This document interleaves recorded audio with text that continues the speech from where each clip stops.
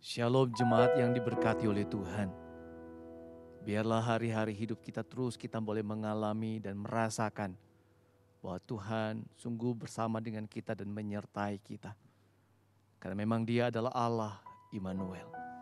Demikian juga pada hari ini, saat ini, ketika kita mendapat kesempatan untuk masuk dalam ibadah temu doa. Semua itu karena kemurahan Tuhan. Mari Bapak Ibu Saudara sekalian, kita siapkan hati dan pikiran kita untuk masuk dalam ibadah, memuji, menyembah Dia. Kita ambil waktu teduh secara pribadi di hadapan Tuhan.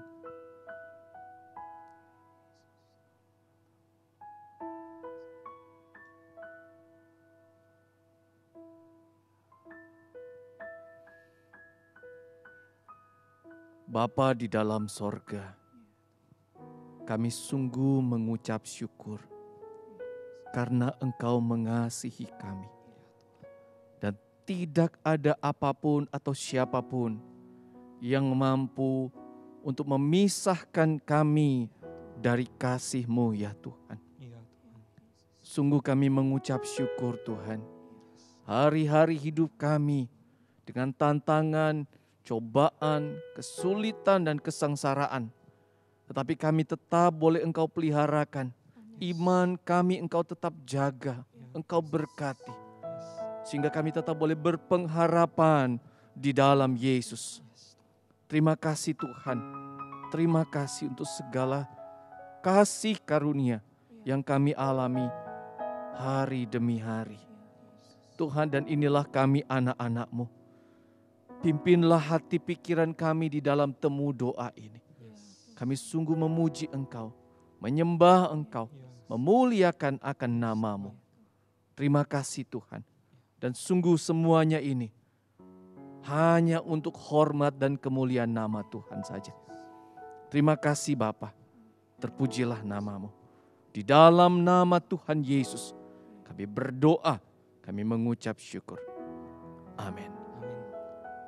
Sungguh saudara yang dikasihi oleh Tuhan, biarlah hati setiap kita anak-anaknya adalah hati yang dipenuhi dengan ucapan syukur.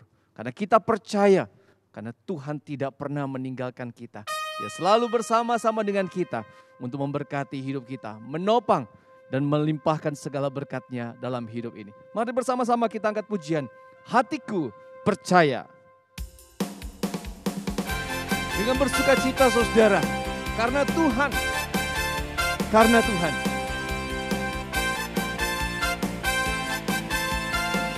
Tuhanlah kekuatanku.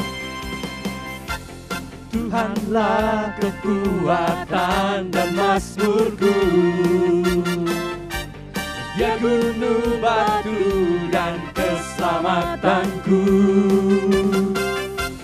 Hanya padamu hatiku percaya. Kaulah menara dan kota perlindungan. Ku mau bersyukur, ku mau selalu bersyukur. Sebab cintamu padaku takkan pernah berubah. Hatiku percaya, walau bumi bergoncang, gunung-gunung beranjak, namun kasih setiamu tak pergi dariku.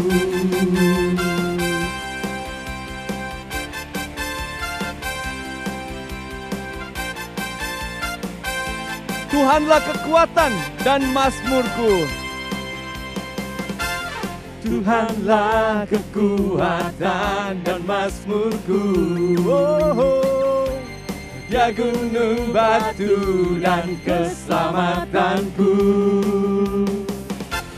Hanya padamu hatiku percaya. Kaulah menara dan kota perlindungan.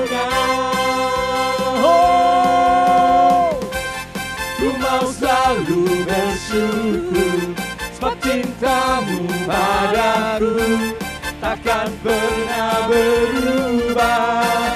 hatiku percaya, walau bumi bergoncang, gunung-gunung beranjak, namun kasih setiamu tak pergi Ku mau bersyukur. Ku mau selalu bersyukur, sebab cintamu padaku takkan pernah berubah. Hatiku percaya, walau bumi bergoncang, gunung-gunung beranjak, namun kasih setiamu tak pergi. Kasih setiamu Tuhan, Kasih setiamu tak pergi. kasih setiamu Tuhan. Kasih setiamu tak pergi dariku.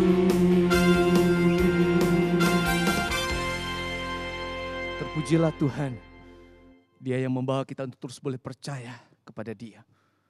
Bapak, Ibu, Saudara yang kasih oleh Tuhan, biarlah kita terus boleh merindukan hadirat Tuhan selalu ada bersama-sama dengan kita. Dia menopang, menjaga, memelihara hidup kita untuk sekali lagi terus berpengharapan pada Dia. Satu-satunya Tuhan dan Juru Selamat bagi kita. Mari saudara, menyiapkan hati dan pikiran kita untuk masuk dalam doa. Kita angkat pujian hadirat-Mu. Biarlah memenuhi setiap hidup kami Tuhan. Hadirat-Mu memenuhi hati dan pikiran kami anak-anak. Tuhan hadir di bait kudusnya, saat umat mencari wajahnya, berseru, berdoa, bersujud menyembah, dan menikmati kehadirannya. Tuhan mau dekat dengan umatnya, yang datang dengan segenap hatinya, berseru, berdoa, bersujud menyembah, dan menikmati kehadirannya. Hadirat-Mu memenuhiku, hadirat kudus-Mu penuhi bait-Mu, dan ku tersungkur menyembah-Mu. Yang ku nampak hanya kemuliaan hadirat-Mu Tuhan. Hadirat-Mu memenuhiku, hadirat kudus-Mu penuhi bait-Mu, dan ku tersungkur menyembah-Mu. Yang ku nampak hanya kemuliaan-Mu. Bapak, Ibu, Saudara yang dikasihi oleh Tuhan, saat ini kita akan masuk untuk berdoa bagi persiapan ibadah Natal yang akan diadakan di gereja kita. Mari yang pertama, mari kita berdoa untuk setiap pelayan ibadah yang akan mempersiapkan diri untuk melayani dalam ibadah Natal, baik itu pada tanggal 24 dan 25 Desember. Kiranya Tuhan menolong dalam segala persiapan yang ada, baik itu hati, terlebih segala yang dibutuhkan di dalam pelayanan. Kiranya Tuhan dapat memakai setiap pelayan untuk dapat menjadi alat di tangan Tuhan, menyatakan berita Natal kepada setiap jemaat. Mari bersama kita berdoa. Bapa di Tuhan, dalam kami sorga, menyerahkan ke dalam tangan-Mu kami mau berdoa pelayan Tuhan daripada untuk Tuhan. segala Seluruh persiapan jemaat keluarga harapan di dalam Tuhan. ibadah Tengah-tengah Natal kami tanggal 24 mempersiapkan dan tanggal ibadah 25. Natal. Tuhan, Secara kiranya khusus saat ini memberkati, Tuhan, hamba mau menolong berdoa untuk setiap pelayan, hamba-hambamu, baik itu sebagai anak-anakmu WL, singan, yang mengambil musik, bagian untuk dan juga melayani. berbagai macam Tuhan hal kiranya yang ada, memberkati. multimedia, Dimulai dari hati pelayan dan firman. pikiran setiap Kiranya Tuhan pelayan-pelayanmu memberkati ini dalam segala Tuhan, persiapan yang untuk ada. sungguh-sungguh Kami tahu kami akan memiliki menyambut hati yang Natal di rindu untuk tengah-tengah memberikan pandemi yang ini. terbaik. Tapi kami Engkau berdoa dan jaga memohon kehidupan belas mereka ya kasihan Tuhan. menolong Demikian setiap juga kami, segala persiapan pada waktu persiapkan hati latihan dan demi pikiran latihan. kami, Engkau pelayan-pelayan memberkati Tuhan, Tuhan. orang-orang Sehingga kemudian yang kami dipercayakan, mampu memberikan yang menjadikan kami terbaik sebagai di alat dalam Tuhan pelayanan yang untuk ada. menyampaikan berita Dan biarlah Natal, setiap pelayan ini berita dipakai sukacita, oleh Tuhan berita kelahiran untuk boleh Tuhan, menyatakan berita sang pembawa Natal, damai berita dalam kasih, kehidupan setiap berita kami. Kiranya pengharapan Tuhan yang menolong, daripada kiranya Tuhan menguatkan, bagi setiap kiranya mereka Tuhan yang melindungi nantinya kami akan mengikuti di tengah-tengah ibadah. pandemi ini. Setiap Kiranya Tuhan jemaat menjagai atau kami, siapapun yang untuk nantinya kami akan semua melihat terus melalui kemudian mempersiapkan tayangan yang hati ada. kami, Tuhan mempersiapkan yang diri kami, memberkati. memberikan yang Terima terbaik untuk kasih kemuliaan Tuhan. nama Engkau Tuhan. berikan mereka semua Menyambut sang kesehatan Raja dan yang datang ke kekuatan dalam yang baik. dunia. Terlebih untuk Tuhan, hamba-hamba Engkau kiranya firman-Mu beserta Tuhan. dengan setiap kami. Engkau Ketika memberkati. kami bergumul, Terima kasih kiranya dalam Tuhan nama Tuhan Yesus. menyertai kami. Hamba berdoa. Yang kedua, mari kita berdoa untuk setiap jemaat, setiap kita, agar kita dapat mempersiapkan hati untuk mengikuti ibadah Natal. Tuhan menolong kita, memberikan kita kekuatan dan kesehatan. Kita bisa mengikutinya. Sehingga kemudian ketika pesan dan berita Natal itu disampaikan, setiap kita sungguh boleh kemudian dikuatkan, ditopang untuk menghadapi hari-hari yang ada. Mari sama-sama kita berdoa.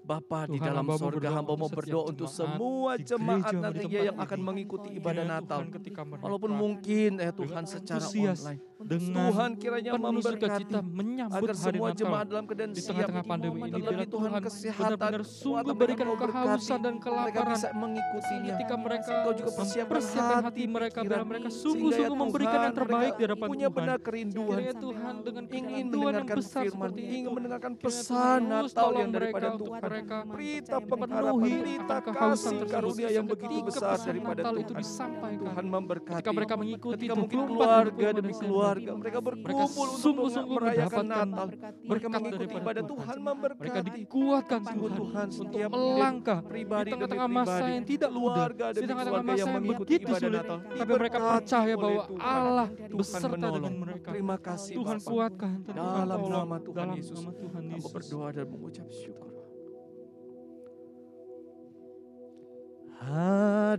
Hadirat-Mu memenuhiku, hadirat kudus-Mu penuhi bait-Mu, dan ku tersungkur menyembah-Mu. Yang ku nampak hanya kemuliaan hadirat-Mu Tuhan. Hadirat-Mu memenuhiku, hadirat kudus-Mu penuhi bait-Mu, dan ku tersungkur menyembah-Mu.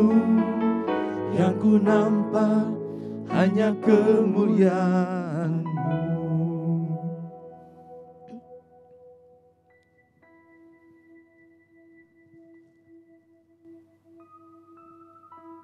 Mari kita berdoa secara pribadi. Segala pergumulan yang kita alami, terlebih di dalam bulan Desember ini. Bagi kita mungkin kita mengatakan ini bulan yang penuh dengan pengharapan. Nyatakan segala pengharapan-Mu pada Tuhan.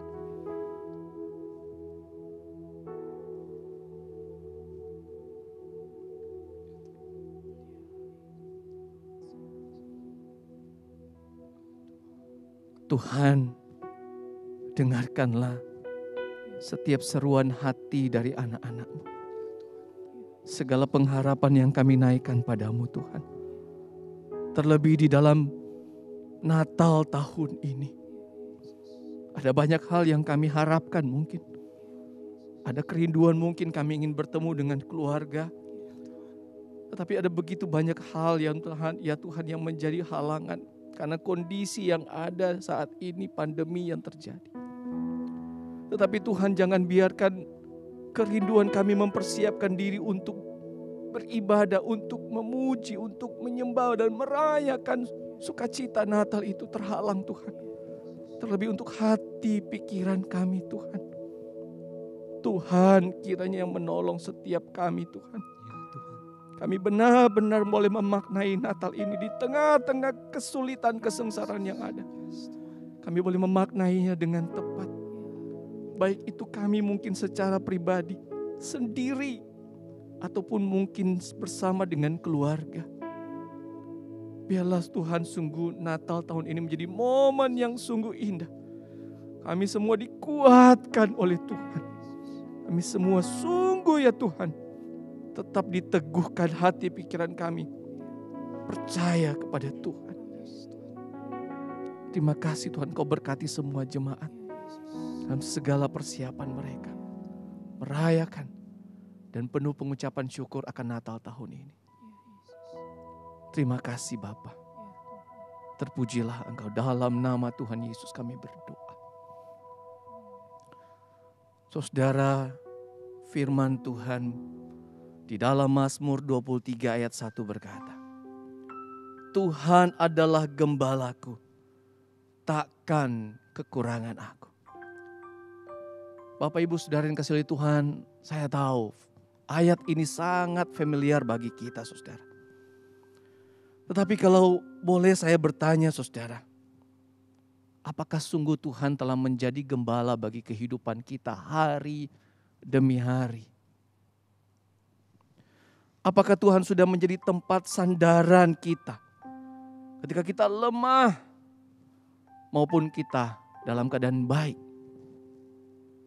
Mari saudara, kita tetap terus berseru dan memohon Tuhan menolong kita untuk senantiasa mengandalkan Dia di dalam segala situasi yang ada. Kita selalu bersama dengan Dia, dekat dengan Dia. Karena di dalam Dia, bersama-sama dengan Dia, adalah tempat teraman di dalam hidup ini.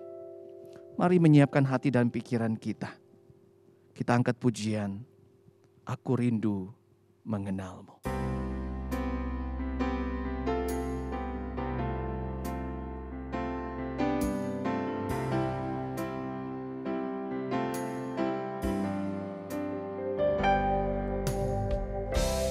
Aku rindu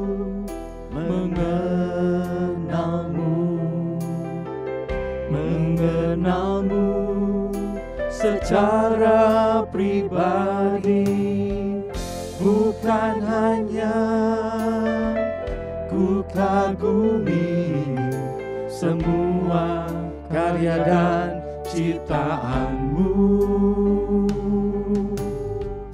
tapi tiada ku kenal pribadi, semuanya sia-sia saja. Aku mengenalmu secara pribadi, hingga ku tahu rencanamu. Aku mengenalmu secara pribadi, lewat firman dan Roh Kudus ku kenal.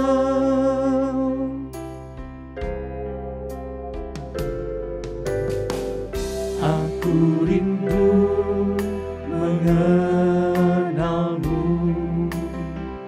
mengenalmu secara pribadi, bukan hanya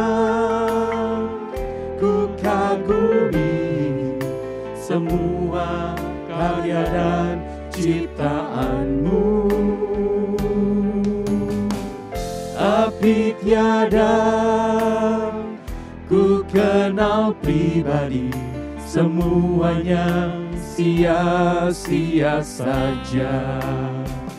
Aku mengenalmu mengenalmu secara pribadi, hingga ku tahu rencanamu.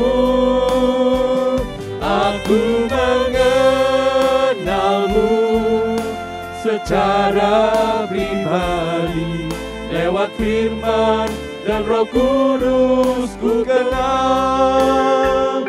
Aku mengenalmu secara pribadi, hingga ku tahu rencanamu. Aku mengenalmu secara pribadi, lewat firman dan Roh Kudus ku kenal. Lewat firman dan Roh Kudus. Lewat firman dan Roh Kudus ku kenal.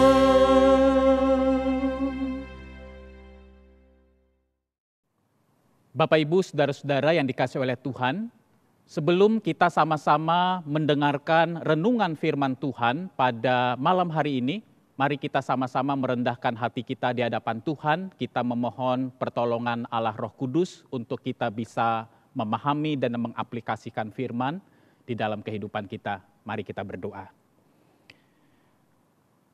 Bapa di surga, pada saat ini ya Tuhan, kami bersyukur kepada Tuhan di tengah-tengah kesibukan kami di dalam menjalani kehidupan kami sehari-hari. Engkau memberikan kepada kami satu waktu khusus melalui temu doa pada malam hari ini. Kami ingin menata kembali hati dan pikiran kami. Dan secara khusus ya Tuhan, kami ingin mempersiapkan hati kami di dalam menyambut Natal tahun ini. Kami sungguh rindu ya Tuhan, kami menjadi pribadi-pribadi yang tidak kehilangan makna dan esensi dari Natal yang sesungguhnya. Kami sungguh rindu ya Tuhan, melalui setiap perayaan Natal yang kami rayakan, kami betul-betul mengalami perjumpaan secara pribadi dengan Yesus Kristus yang kami rayakan kelahirannya. Perjumpaan yang mengubahkan hidup kami, perjumpaan yang membentuk kami menjadi manusia yang Tuhan inginkan. Pimpin dan tolong kami pada malam hari ini untuk membaca dan merenungkan sebagian dari firman-Mu. Biarlah ya Tuhan, hati kami boleh menjadi tanah yang baik ketika ditaburi oleh benih kebenaran firman-Mu. Dan mampukan kami dengan pertolongan Roh Kudus bukan saja menjadi pendengar-pendengar firman yang setia, tetapi terlebih lagi sebagai pelaku sabda Allah di dalam kehidupan kami sehari-hari. Terima kasih ya Tuhan, di dalam nama Tuhan Yesus Kristus kami bersyukur dan berdoa. Amin. Bapak Ibu, saudara-saudara yang dikasihi oleh Tuhan, saya ingin mengajak kita saudara untuk sama-sama membaca dan merenungkan satu bagian firman Tuhan untuk mempersiapkan hati dan pikiran kita di dalam menyambut Natal tahun ini. Yang terambil dari Injil Matius pasal yang kedua, Injil Matius pasal yang kedua ayat 1 sampai yang ke-12. Demikianlah firman Tuhan. Sesudah Yesus dilahirkan di Betlehem di tanah Yudea pada zaman Raja Herodes, datanglah orang-orang Majus dari timur ke Yerusalem dan bertanya-tanya, di manakah dia raja orang Yahudi yang baru dilahirkan itu? Kami telah melihat bintangnya di timur dan kami datang untuk menyembah dia. Ketika Raja Herodes mendengar hal itu, terkejutlah ia beserta seluruh Yerusalem. Maka dikumpulkannya semua imam, kepala, dan ahli Taurat bangsa Yahudi, lalu dimintanya keterangan dari mereka di mana Mesias akan dilahirkan. Mereka berkata kepadanya, di Betlehem di tanah Yudea, karena demikianlah ada tertulis dalam kitab Nabi. Dan engkau Betlehem tanah Yehuda, engkau sekali-kali bukanlah yang terkecil di antara mereka yang memerintah Yehuda. Karena daripadamulah akan bangkit seorang pemimpin yang akan menggembalakan umatku Israel. Lalu dengan diam-diam Herodes memanggil orang-orang Majus itu dan dengan teliti bertanya kepada mereka bila mana bintang itu nampak. Kemudian ia menyuruh mereka ke Betlehem, katanya, pergi dan selidikilah dengan seksama hal-hal mengenai anak itu. Dan segera sesudah kamu menemukan dia, kabarkanlah kepadaku, supaya aku pun datang menyembah Dia. Setelah mendengar kata-kata raja itu, berangkatlah mereka, dan lihatlah bintang yang mereka lihat di timur itu mendahului mereka hingga tiba dan berhenti di atas tempat di mana anak itu berada. Ketika mereka melihat bintang itu, sangat bersukacitalah mereka. Maka masuklah mereka ke dalam rumah itu dan melihat anak itu bersama Maria, ibunya, lalu sujud menyembah Dia. Mereka pun membuka tempat harta bendanya dan mempersembahkan persembahan kepadanya, yaitu emas, kemenyan, dan mur. Dan karena diperingatkan dalam mimpi supaya jangan kembali kepada Herodes, maka pulanglah mereka ke negerinya melalui jalan lain. Bapak, Ibu, saudara-saudara yang dikasihi oleh Tuhan, pada tahun ini saudara kita akan merayakan perayaan Natal di dalam masa pandemi COVID-19. Dan saya percaya saudara pasti perayaan Natal tahun ini, suasananya, nuansanya mungkin berbeda jika dibandingkan dengan suasana perayaan Natal yang kita rayakan di masa-masa sebelumnya, yaitu masa sebelum pandemi COVID-19. Tetapi saudara, sebenarnya yang paling penting itu bukanlah pada suasana dan nuansa Natalnya. Yang paling penting saudara adalah apakah kita sebagai umat percaya betul-betul menghayati dan merenungkan makna dan esensi Natal yang sesungguhnya. Saudara-saudara, salah satu godaan ketika kita merayakan Natal saudara adalah kita lebih terfokus atau lebih disibukkan dengan kemasan, dengan bungkusan luar Natalnya ketimbang kita menghayati sebenarnya apa makna dan esensi Natal yang sesungguhnya. Tentu saudara tidak salah kita menyibukkan diri di dalam kemasan-kemasan bungkusan Natal, ya kita mungkin mendekor rumah kita, mendekor gereja kita, melakukan persiapan-persiapan teknis berkaitan dengan perayaan Natal tahun ini, tentu itu adalah sesuatu yang baik dan sesuatu yang tidak salah, saudara. Tetapi jangan sampai kesibukan-kesibukan kita mengalihkan perhatian kita kepada fokus utama. Apa sebenarnya yang Tuhan inginkan setiap kali, saudara, kita merayakan Natal. Dan saya rindu, saudara, bahwa hal yang Tuhan rindukan bagi kita semua adalah bagaimana di dalam setiap peristiwa Natal kita betul-betul mengalami perjumpaan secara pribadi dengan Yesus Kristus yang kita rayakan kelahirannya.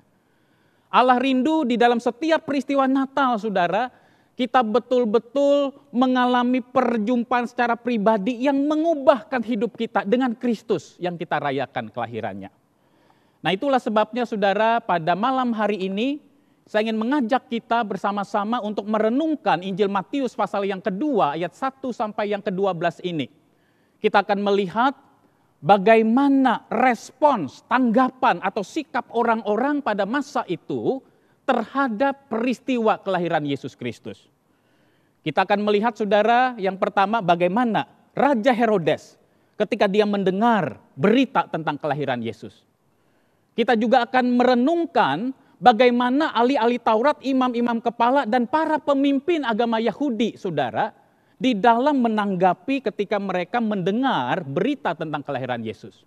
Kita juga akan sama-sama merenungkan orang-orang Majus, orang-orang kafir, orang-orang yang bukan Yahudi, ketika mendengar berita tentang kelahiran Yesus, bagaimana mereka memberikan respon dan tanggapan. Dan yang terakhir, saudara, tentunya Bapak, Ibu, saudara-saudara, dan saya perlu merenungkan bagaimana seharusnya kita sebagai umat percaya memaknai dan memberikan respons dan tanggapan terhadap kelahiran Yesus.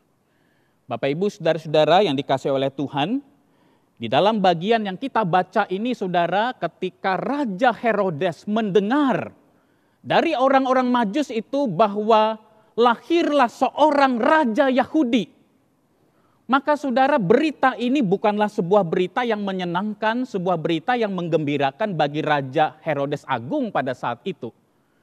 Berita ini saudara dianggap oleh Herodes sebagai sebuah ancaman bagi dirinya.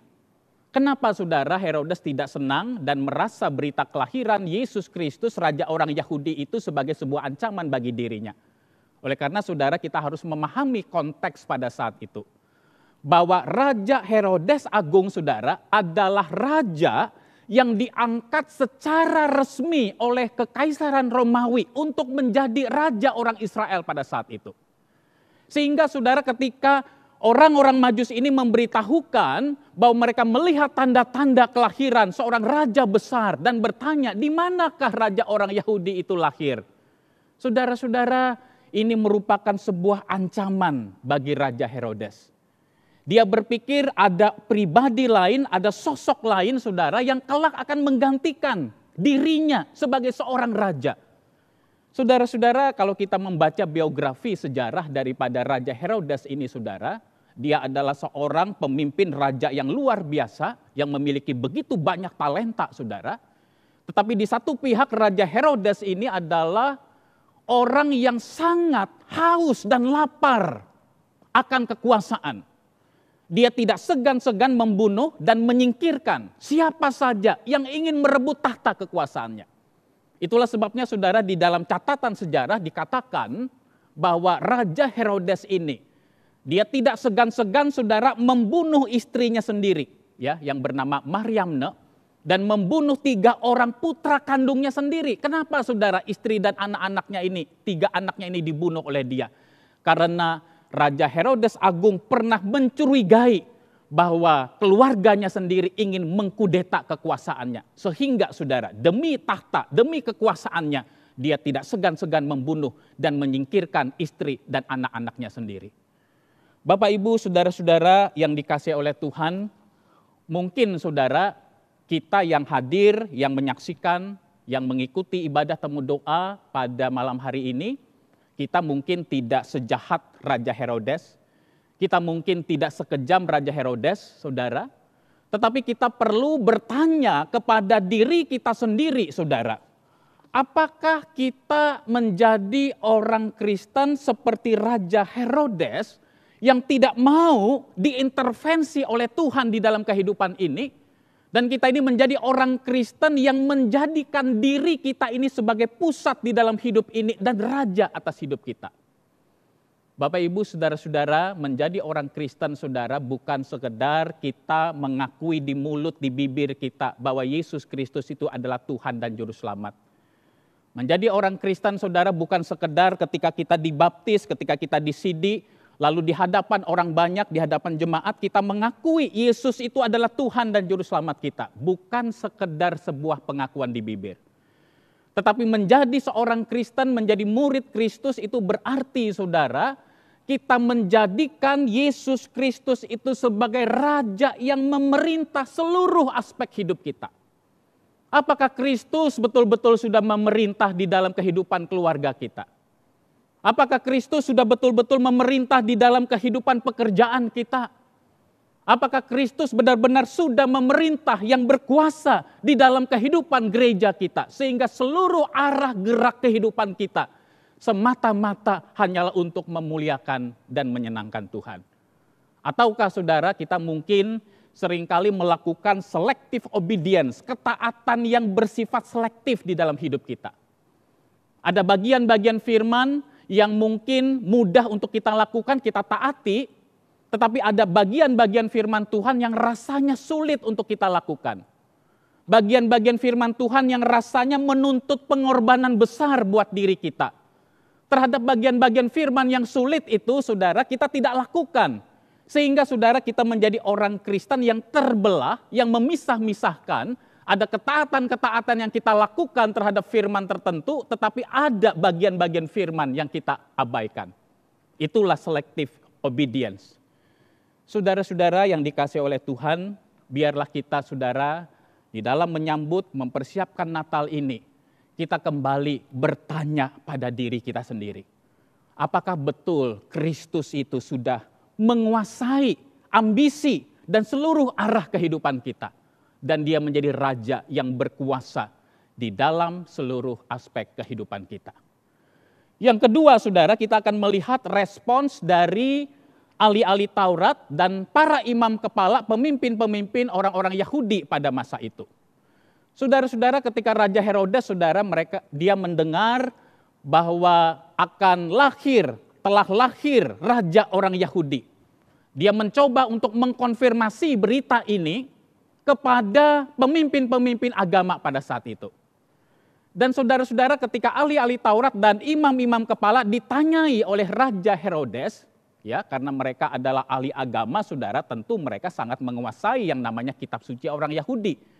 Tentu para pemimpin agama ini tahu betul bagaimana nubuatan-nubuatan para nabi tentang kelahiran Mesias ini. Saudara-saudara, kita melihat bahwa ahli-ahli Taurat dan imam-imam kepala ini mengatakan bahwa betul berdasarkan nubuatan dari para nabi. Ya, mereka di dalam bagian ini saudara mengutip sebenarnya Mika pasal yang kelima ayat 1 sampai yang kedua, bahwa betul bahwa Mesias itu akan lahir di Bethlehem di tanah Yudea. Saudara-saudara yang terkasih di dalam Tuhan, tetapi menarik sekali saudara, sekalipun para ahli Taurat dan imam kepala ini dengan tepat mengatakan nubuatan tentang kelahiran Mesias, dengan tepat dia mengutip nubuatan yang ada di dalam perjanjian lama tentang kelahiran Mesias, tetapi tidak ada sedikit pun ketertarikan, rasa antusias di dalam diri para pemimpin-pemimpin agama ini untuk mengecek kebenaran ini. Untuk mengkonfirmasi berita ini. Betul enggak bahwa Sang Mesias itu akan lahir di Bethlehem? Saudara-saudara, kalau kita memperhatikan secara geografis, saudara, letak dari Yerusalem menuju Bethlehem, ya, kita harus mengetahui pada saat itu Herodes, imam-imam kepala ahli Taurat itu mereka sedang berada di istana Herodes dan itu adalah di tanah Yerusalem. Jarak dari Yerusalem, saudara, menuju ke Bethlehem, itu jaraknya relatif cukup dekat. Hanya kurang lebih sekitar 6 mil, atau kita ubah di dalam kilometer, itu hanya kurang lebih 9 kilometer. Jarak mereka cukup dekat dari Yerusalem ke Bethlehem.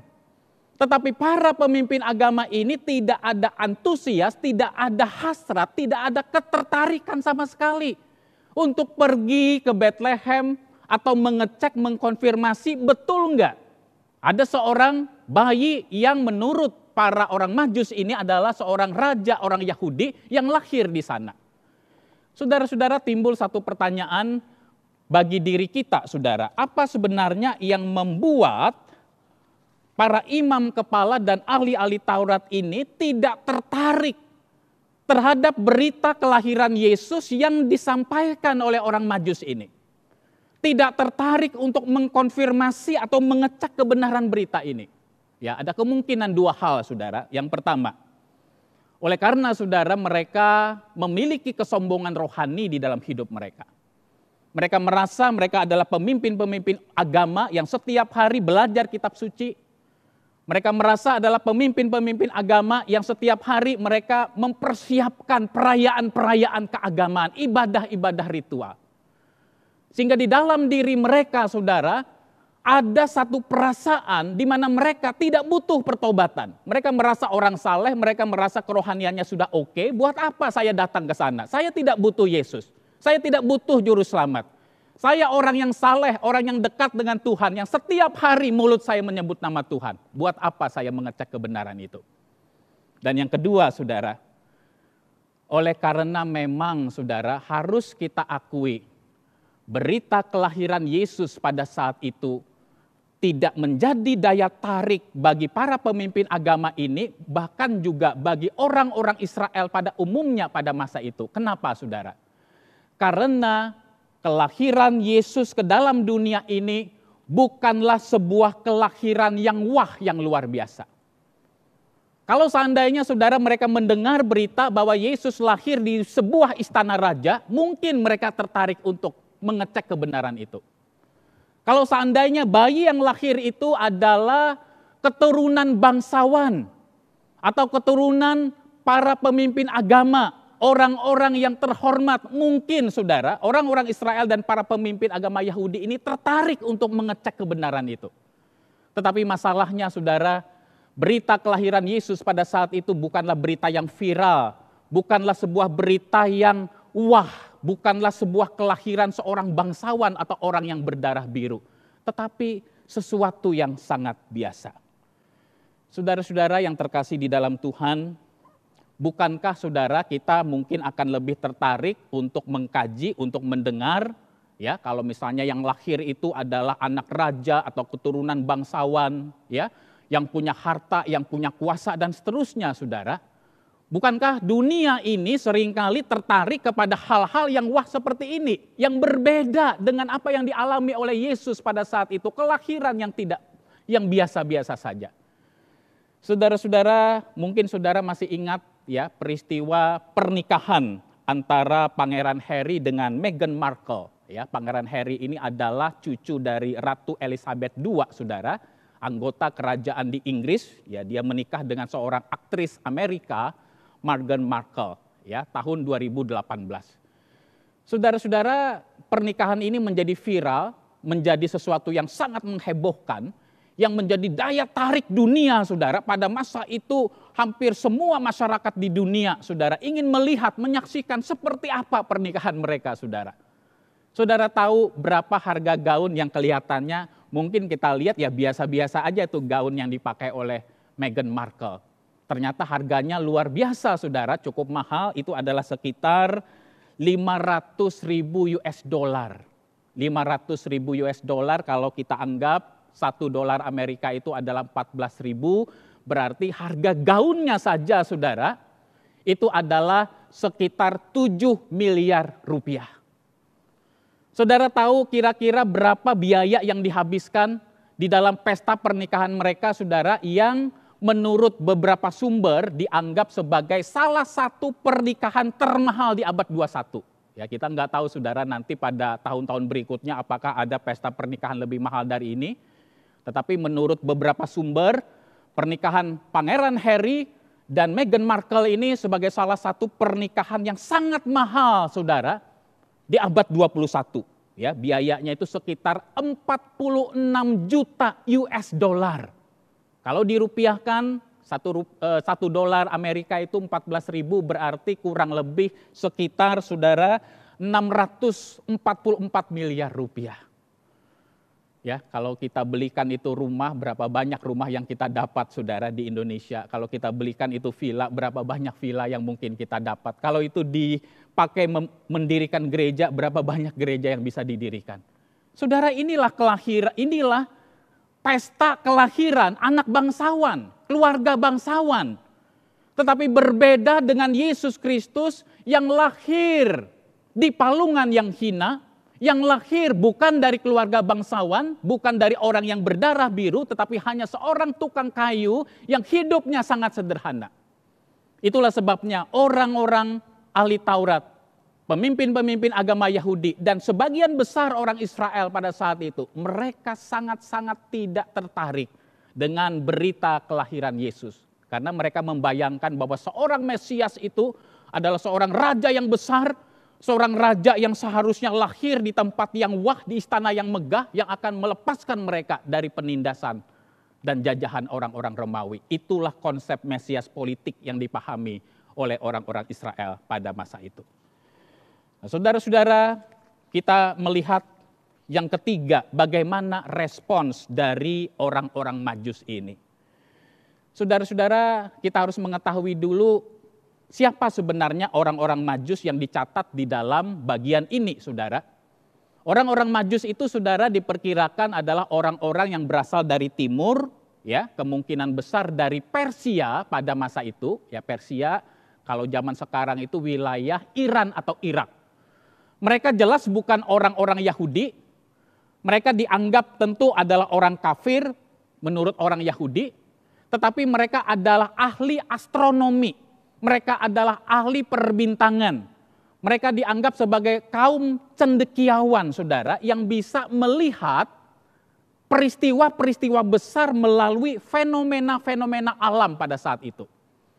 Nah, saudara-saudara, orang-orang Majus ini melihat ada satu bintang yang luar biasa, saudara, yang memberitahukan kepada mereka melalui tanda-tanda alam itu bahwa ada kelahiran seorang raja besar, seorang raja manusia yang bukan biasa-biasa, saudara.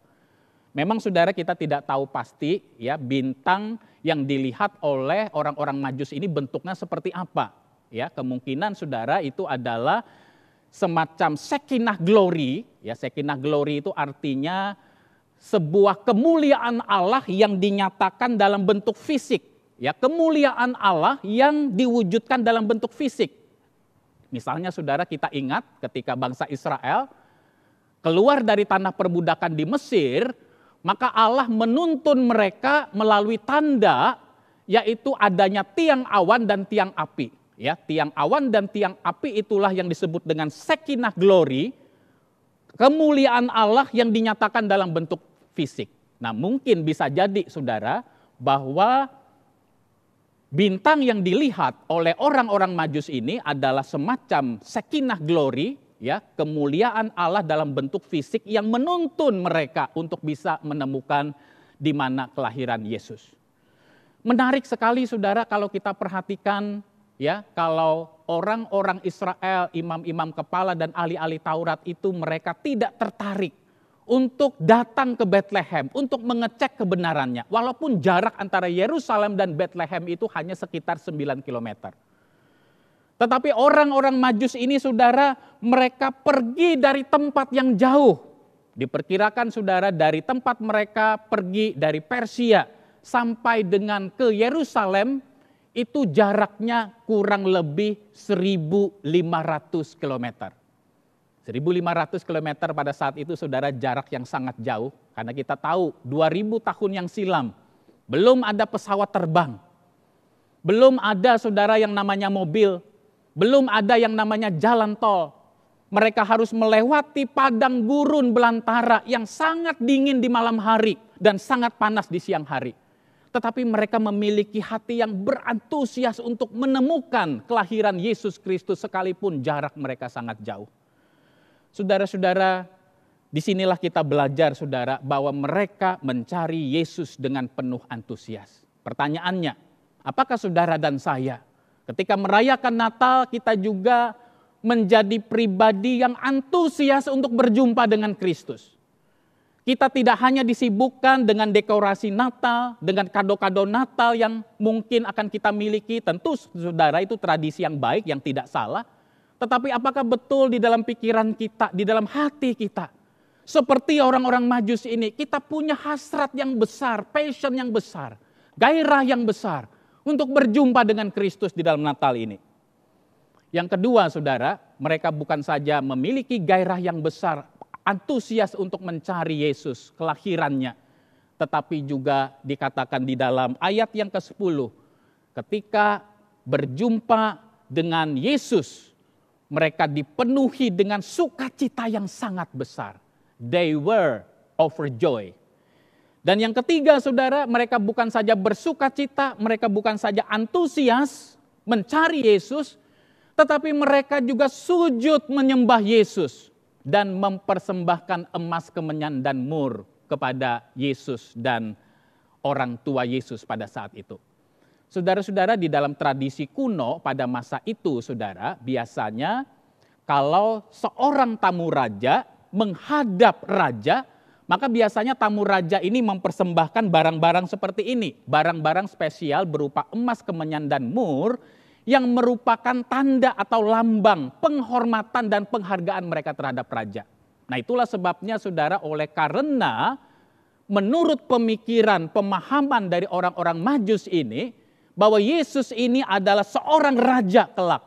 Maka di dalam rasa hormat mereka, penghargaan mereka, mereka mempersembahkan emas, kemenyan, dan mur kepada Yesus. Nah Bapak Ibu, saudara-saudara yang terkasih di dalam Tuhan, melalui kisah orang Majus ini saudara, kita melihat bahwa begitu antusiasnya mereka mencari, mengecek berita tentang kelahiran Yesus. Betapa lebih besarnya lagi antusias Allah saudara. Allah bukan saja saudara meninggalkan tahtanya yang mulia, Dia yang maha besar pencipta langit dan bumi, begitu antusias untuk merangkul engkau dan saya. Antusias Allah untuk menyelamatkan kita jauh lebih besar dari antusias yang dimiliki oleh orang-orang Majus ini untuk mencari Yesus. Allah begitu mengasihi kita, Allah merangkul kita, Dia yang maha mulia, dari tempat yang tertinggi turun ke tempat yang paling rendah untuk menebus dan menyelamatkan kita. Nah, Bapak Ibu, saudara-saudara yang dikasihi oleh Tuhan, ya, ada sesuatu yang mungkin kita perlu perhatikan baik-baik, saudara. Kadang-kadang kalau di kartu Natal, ya, kita itu bisa melihat gambar para gembala, kemudian orang Majus pada waktu yang bersamaan, ya, para gembala dan orang Majus pada waktu bersamaan datang menjumpai Yesus dan orang tuanya. Jadi seolah-olah ini adalah dua peristiwa yang bersamaan. Tetapi saudara, kalau kita dengan teliti membaca Alkitab, saudara, penggambaran yang ada di kartu Natal ini sebenarnya kurang tepat. Ya, kalau saudara membaca Lukas pasal yang kedua, ketika para gembala itu bertemu dengan Yesus, maka dikatakan di situ Yesus sedang dalam keadaan kondisi bayi, the baby, saudara. Tetapi di dalam bagian ini, ketika orang-orang Majus ini, saudara, bertemu dengan Yesus, ya, tidak dikatakan bertemu dengan bayi Yesus. Tetapi di sini menggunakan istilah anak atau dalam bahasa Inggrisnya the child, saudara. Jadi ketika orang-orang Majus ini, saudara, bertemu dengan Yesus, maka kemungkinan besar pada saat itu Yesus usianya mungkin sudah lebih dari 1 tahun, tapi yang jelas kurang dari 2 tahun. Kenapa, saudara, kita katakan kurang dari 2 tahun? Oleh karena, saudara, di dalam ayat-ayat yang berikutnya, ya, di dalam Injil Matius pasal yang kedua ini, di dalam kemarahannya Raja Herodes berkata, setiap anak-anak Israel laki-laki yang umurnya di bawah 2 tahun. Ya, perhatikan kalimat ini, di bawah 2 tahun harus dibunuh. Nah, jadi saudara-saudara, ini menjadi sebuah informasi yang penting juga buat kita, bahwa sebenarnya peristiwa para gembala bertemu dengan Yesus dengan peristiwa orang-orang Majus bertemu dengan Yesus itu adalah di waktu yang berbeda. Para gembala bertemu dengan Yesus pada saat Yesus masih bayi, sedangkan orang-orang Majus itu bertemu dengan Yesus pada saat Yesus itu sudah menjadi anak-anak, the child, saudara.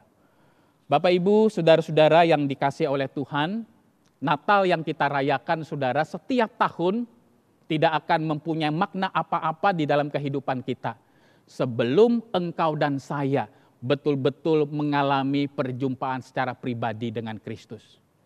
Sudah berapa kali, saudara, kita merayakan Natal dalam hidup kita? Selama bulan Desember ini mungkin ada begitu banyak perayaan-perayaan Natal yang kita ikuti, saudara. Natal arisan, Natal gereja, Natal komisi, dan segala macam. Tidak salah, saudara. Tetapi jangan sampai pribadi Kristus yang seharusnya menjadi pusat dan fokus Natal itu menjadi luput dari perhatian kita. Apakah kita betul-betul menyerahkan hidup kita untuk Kristus? Apakah betul-betul Kristus ada di dalam hidup kita? Apakah kita menjadi murid-murid Kristus yang bukan sekedar merayakan Natal, tetapi kita menghidupi nilai-nilai teladan Kristus dalam hidup ini? Nilai-nilai kerendahan hati, nilai-nilai inkarnasi, nilai-nilai pengosongan diri yang telah Kristus lakukan untuk menyelamatkan kita semua. Kiranya Tuhan menolong kita. Mari kita berdoa. Bapa di surga, kami sungguh rindu ya Tuhan, kami memberikan respons yang tepat terhadap peristiwa kelahiran Yesus. Kami tidak ingin memberikan respons seperti Raja Herodes. Kami tidak ingin memberikan respons seperti imam-imam kepala dan ahli-ahli Taurat dan sebagian besar orang Israel pada saat itu.